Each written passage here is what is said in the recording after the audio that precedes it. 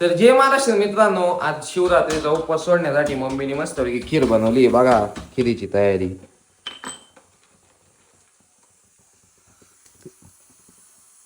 त्यानंतर आलो मंचरला. आपल्या गाड्याचं थोडं काम होतं, तिथून गेलो जरा आपण गोवर्धन डेअरीवरती. तिथं आपल्याला सप्लिमेंट बघायचं होतं. तिथं आपल्याला क्रिएटिन न भेटल्यामुळे आपण दुसरीकडे आलो क्रिएटिन घ्यायला का मंचर गावात. कॉलेजला गेलो, कोणत्या तरी खर्चाची जरा चावल लागली आपल्याला. मग काय पोहोचलो लगेच तिथं. गेस्ट लेक्चर होतं कॉलेजमध्ये, पण बघा यांची तमाशे काय बोलायचे.